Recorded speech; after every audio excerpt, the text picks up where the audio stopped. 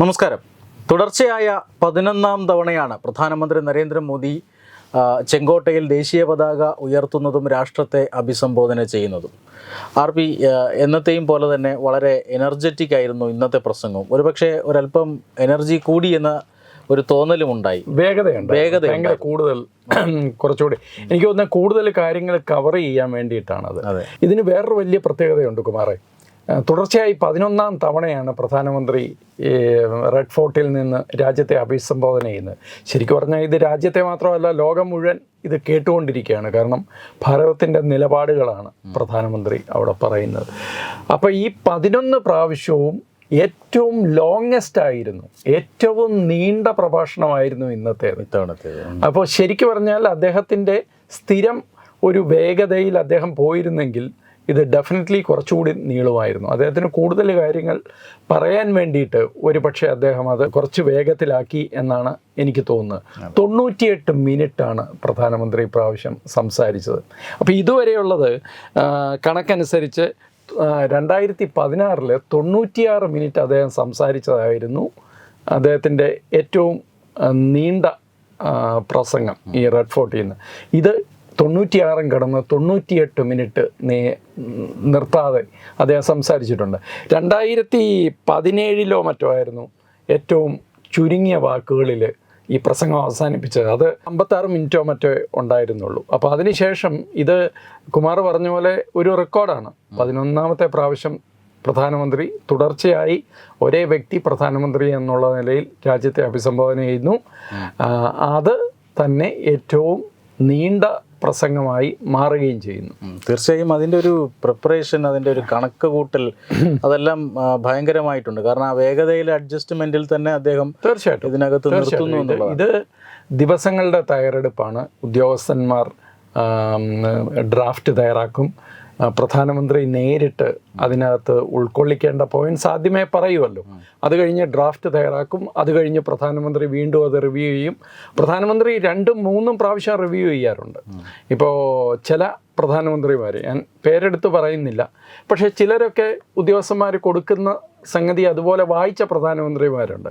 ഞാൻ ഈ പറയുന്ന രാഷ്ട്രീയമില്ല കേട്ടോ, കോൺഗ്രസ് പ്രധാനമന്ത്രിമാർ മാത്രമല്ല അങ്ങനെയുള്ളത്, മറ്റ് ചില ആൾക്കാരും ഉണ്ടായിരുന്നു.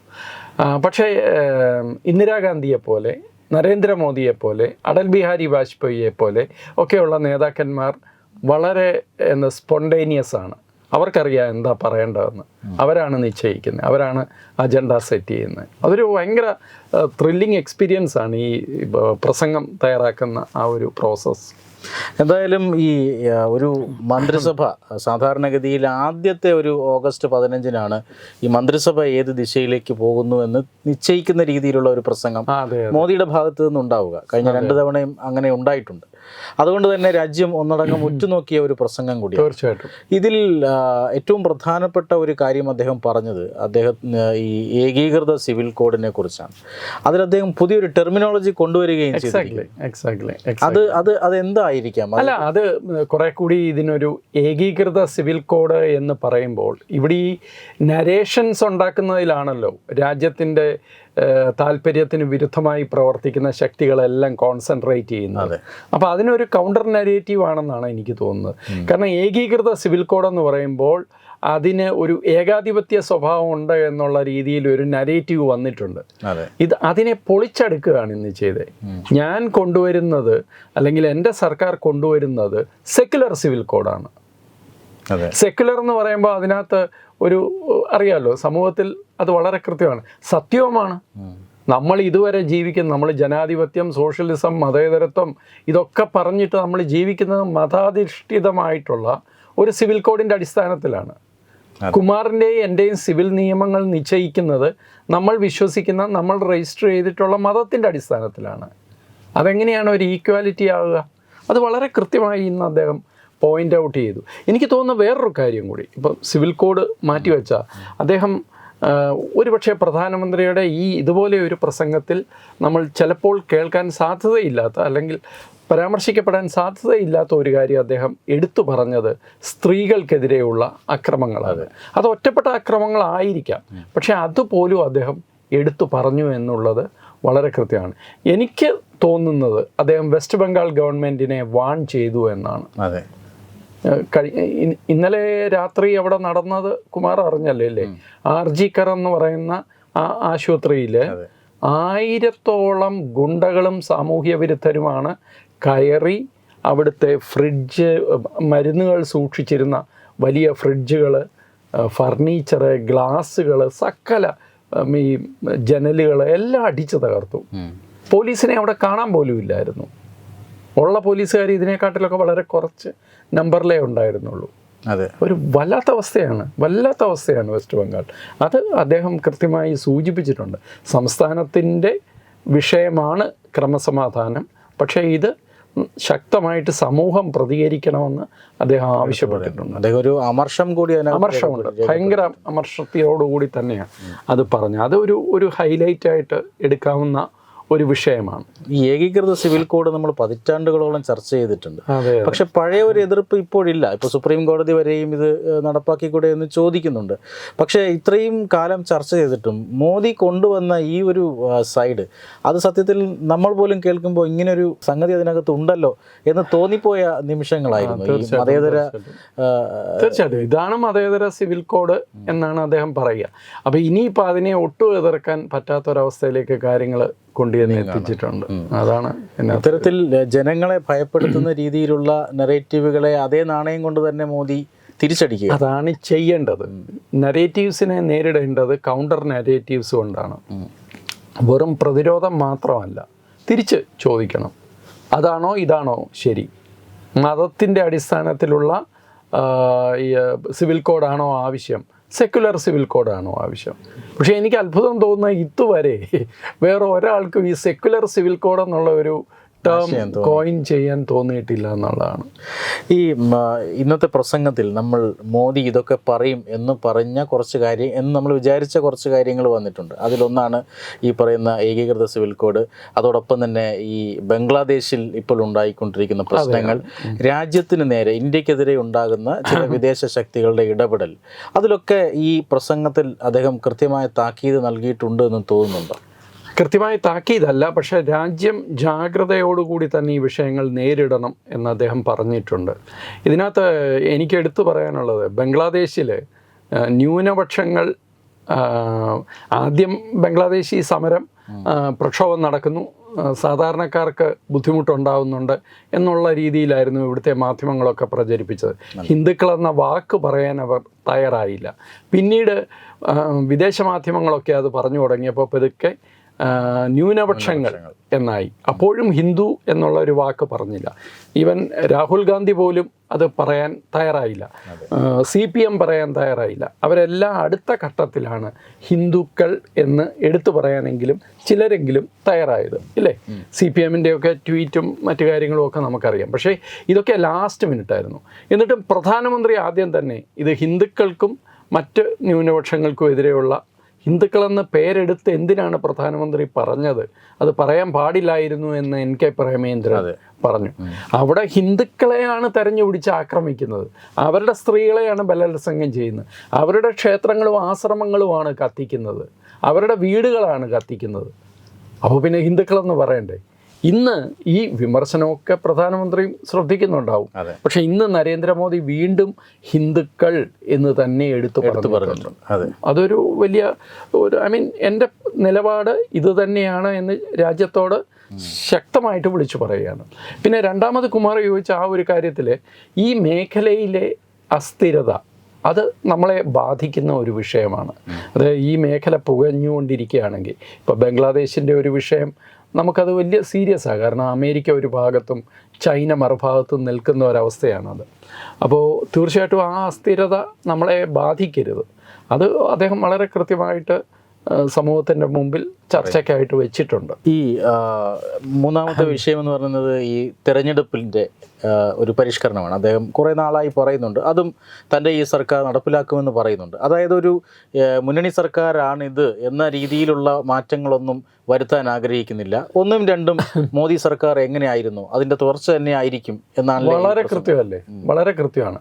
എന്ന് മാത്രമല്ല, അദ്ദേഹം ഭരണം തുടങ്ങിയത് തന്നെ ഈ സർക്കാരിൻ്റെ പ്രയോറിറ്റീസ് ഇന്നതൊക്കെയാണ്, ഈ സർക്കാരിൻ്റെ പ്രയോറിറ്റീസ് അറിഞ്ഞുകൊണ്ടുള്ള സപ്പോർട്ട് ചെയ്യുന്ന കക്ഷികളാണ് ഞങ്ങളെ സപ്പോർട്ട് ചെയ്യേണ്ടത്. വേറെ ആരും സപ്പോർട്ട് ചെയ്യേണ്ടെന്ന് പറഞ്ഞില്ല, പക്ഷെ ഞങ്ങളെ സപ്പോർട്ട് ചെയ്യുകയാണെങ്കിൽ ഞങ്ങളുടെ പ്രോഗ്രാംസ് ഇതൊക്കെയാണ്, ഞങ്ങൾക്കത് ജനങ്ങളോടുള്ള കമ്മിറ്റ്മെൻറ്റാണ്, അത് നമ്മൾ ചെയ്യും. ആ ഒരു ഉറപ്പ് അദ്ദേഹം എല്ലാവരുടെയും നിന്നും മേടിച്ചിട്ടുണ്ട്. അത് ചന്ദ്രബാബു നായിഡു ആയാലും JDU ആയാലും എല്ലാവരുടെ കയ്യിൽ നിന്നും അവരെ അദ്ദേഹത്തോട് അങ്ങോട്ട് പറയുകയും ചെയ്തു. നമ്മളത് കണ്ടതാണ്. അപ്പോൾ അതുകൊണ്ട് അക്കാര്യത്തിൽ യാതൊരു കൺഫ്യൂഷനും ഉണ്ടെന്ന് എനിക്ക് തോന്നുന്നില്ല. പിന്നെ ഇതിപ്പം മോദിയല്ല, ആരായാലും വർഷങ്ങൾ മുമ്പ് നടപ്പാക്കേണ്ട ഒരു കാര്യമായിരുന്നു കുമാറെ ഈ ഒരു രാജ്യം, ഒരു തെരഞ്ഞെടുപ്പ്. ഭാരതം ഇത്രയും വലിയ രാജ്യമാണ്. ഈ രാജ്യത്ത് 3 മാസത്തിലൊരിക്കൽ അല്ലെങ്കിൽ 6 മാസത്തിലൊരിക്കൽ എവിടെങ്കിലുമൊക്കെ തെരഞ്ഞെടുപ്പ് നടക്കും. എത്ര കോടി രൂപയാണ്, എത്ര മനുഷ്യ പ്രയത്നമാണ് ഇതിനു വേണ്ടിയിട്ട് ചെലവഴിക്കുന്നത് എന്ന് മാത്രമല്ല, ഈ രാജ്യത്ത് അങ്ങനെ തെരഞ്ഞെടുപ്പിൻ്റെ ഒരു അന്തരീക്ഷം, ഇപ്പം മണിപ്പൂരിലാണ് തെരഞ്ഞെടുപ്പ് നടക്കുന്നത്, അല്ലെങ്കിൽ കേരളത്തിലാണ് തെരഞ്ഞെടുപ്പ് നടക്കുന്നത്, അത് മുഴുവൻ ദേശീയ രാഷ്ട്രീയത്തിലും അതിൻ്റേതായ സ്വാധീനങ്ങളുണ്ട്. അപ്പോൾ ചുരുക്കത്തിൽ സർക്കാരുകളും രാഷ്ട്രീയ പാർട്ടികളും പ്രവർത്തിക്കുന്നത് പൂർണ്ണമായിട്ടും തെരഞ്ഞെടുപ്പിനെ മാത്രം മനസ്സിൽ കണ്ടുകൊണ്ടാണ് എന്നുള്ള സ്ഥിതിയിലേക്ക് കാര്യങ്ങൾ പോകും. ഇതിപ്പോൾ മോദി ചെയ്യുന്നത് കൊണ്ട് ഇതിനെ എതിർക്കുന്നവർക്ക് പോലും ആ സത്യം അറിയാം. ഇത് ശരിക്കും രാജ്യത്തിന് ആവശ്യമുള്ളതാണ്. എതിർപ്പ് രാഷ്ട്രീയ നേട്ടത്തിന് വേണ്ടി മാത്രം അത് പിന്നെ നടക്കും. പക്ഷേ ഇന്ന് അദ്ദേഹം അത് വളരെ ശക്തമായിട്ട് തന്നെ ആ വിഷയം അവതരിപ്പിച്ചിട്ടുണ്ട്. ഇതൊക്കെ നമ്മൾ പ്രതീക്ഷിച്ച കാര്യമാണ്. പ്രതീക്ഷിക്കാത്ത ഒരു കാര്യം പറഞ്ഞിരുന്നു, അതായത് കുടുംബാധിപത്യവും അഴിമതിയും ഇല്ലാതായി ഈ ജനാധിപത്യം ഒന്നുകൂടി ശക്തിപ്പെടണമെങ്കിൽ 1 ലക്ഷം യുവാക്കൾ രാഷ്ട്രീയത്തിലേക്ക് വരണമെന്ന് പറയുന്നത്.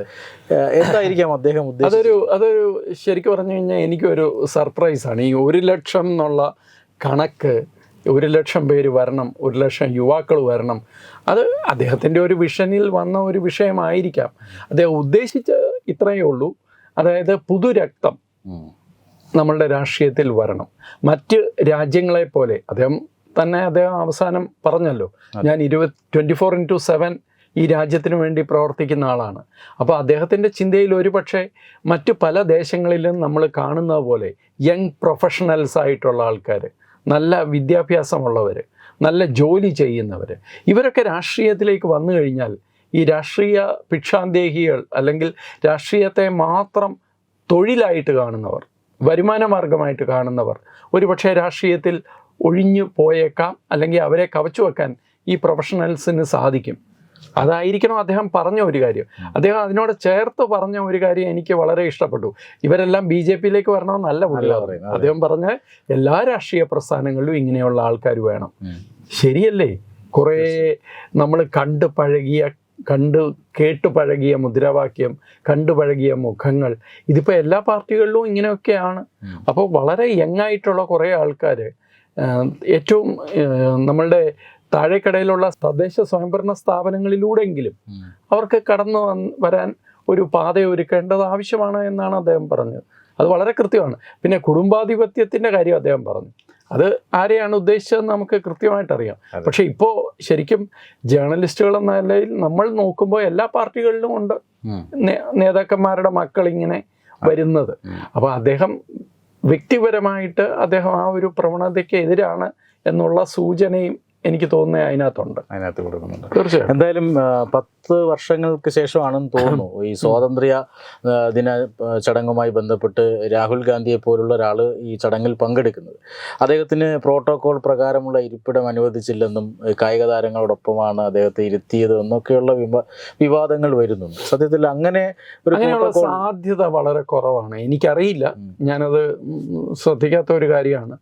അദ്ദേഹം പ്രതിപക്ഷ നേതാവാണെങ്കിൽ അദ്ദേഹത്തിന് കൃത്യമായിട്ട് അവിടെ സീറ്റ് അലോട്ട് ചെയ്തിട്ടുണ്ടാവേണ്ടതാണ്. അപ്പോൾ ഒരു പക്ഷേ അദ്ദേഹം വരുന്നു എന്ന് അദ്ദേഹം അറിയിച്ചിട്ടുണ്ടാവില്ല. കാരണം കഴിഞ്ഞ 10 വർഷമായിട്ട് അദ്ദേഹത്തെ ആ വഴിക്ക് കാണാറില്ലായിരുന്നു. അപ്പോൾ ഇപ്രാവശ്യം വരുമെന്ന് ഒരുപക്ഷെ അദ്ദേഹം കൃത്യമായ ചാനലിൽ അറിയിച്ചിട്ടുണ്ടാവില്ല.